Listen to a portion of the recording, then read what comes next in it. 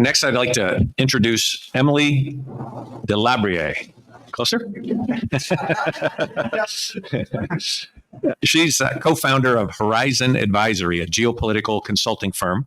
Her work focuses on China's standardization ambitions, military-civil fusion strategy, and platform geopolitics, as well as their implications for global security and the economic order. Specifically, she has been analyzing China Standards 2035, which is a PRC state plan that builds on the Made in China 2025 initiative. Please begin your opening statement. Thank you for having me, and thank you everyone for being here and for your attention to this critical issue. I'm going to take a step back and speak to the larger Chinese Communist Party system and strategy that's behind and is operationalizing the pain points that are being seen here and also across the country and really across the world right now.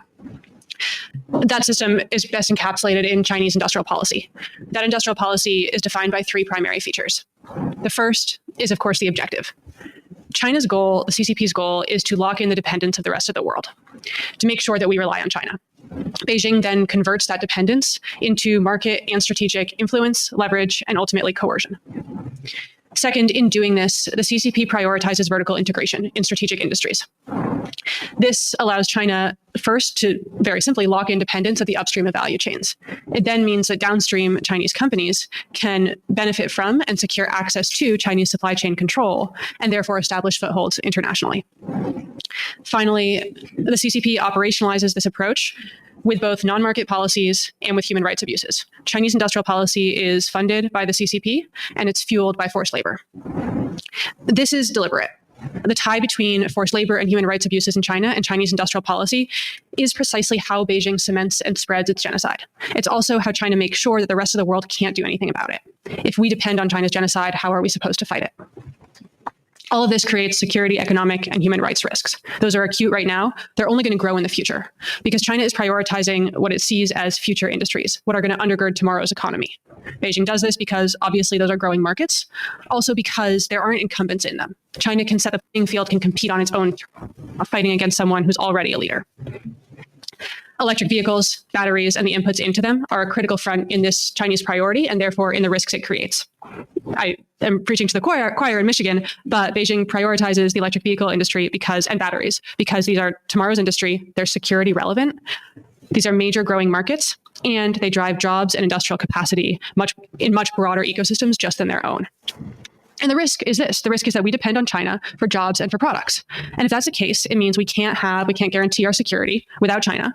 Companies' business models depend on China, and ultimately local economies do too. Beijing will use all of this for leverage. Beijing will also take away any of the benefits that come from this, whether that's a security-relevant battery or a job here at China's convenience. And the whole thing, every benefit, every system that's built on this will depend on a system of forced labor in the PRC.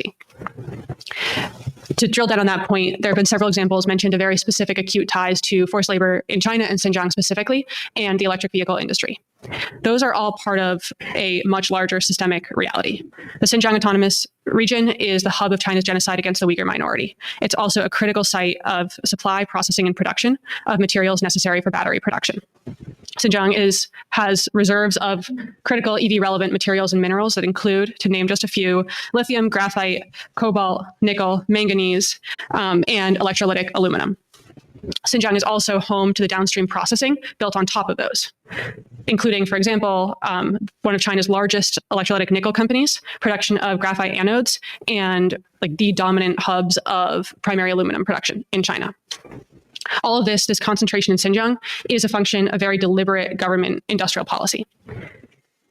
It's executed in a way that orients around building full value chains, largely in government-controlled industry parks. So over the past year, there's been the construction of a host of really major, for example, lithium processing hubs in China.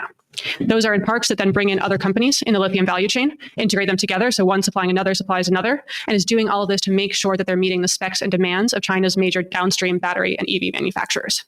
The goal is to make sure effectively that you cannot build an electric vehicle if you're not relying on products from Xinjiang. And this is spelled out in ambitions in local and national policies for the region. The whole process is operationalized, as you already saw in the video, by known bad actors, including the Xinjiang Production and Construction Corps, or XPCC, the paramilitary force that runs the show in Xinjiang and has been sanctioned by the Department of the Treasury as being the animating player in China's genocide of the Uyghur minority. There are known bad actors who are operating in this industry and are supplying companies internationally with goods made rife with indicators of forced labor. And this whole presence in Xinjiang is only growing, and it will only continue to grow because Chinese policy has said that Xinjiang is going to be a critical industry hub, a critical mineral hub, and a battery supply chain hub. And is doing this, all of this, in a process that, again, intertwines with the forced labor and genocide in the region as well. And I won't go into this, but as well as little to no environmental regulations. The playbook that China is using in this context is not new. And I think it's really important to look at historical precedent for it to see what we're in for. The CCP has executed the same approach in other fields and in other ones that are very relevant to today's. We can look at the solar energy industry, for example. That's another new energy industry and another one that Xinjiang dominates in. Beijing controls about 90% of the global solar energy value chain. That's absolute dominance. And the root of that value chain, polysilicon, Xinjiang is the dominant producer globally of that. About half of the world's polysilicon is made in Xinjiang. This is a process rife with forced labor. No other country can compete. The US used to be the hub of solar production globally. Since US factories, including ones that were invested in or bought by China, have shuttered. Now we're trying from well behind to catch up to the capacity that China decimated. We also have the opportunity in other future growing sectors not to put ourselves in the same position. But doing that is going to demand recognizing that you cannot do business with China. Thank you.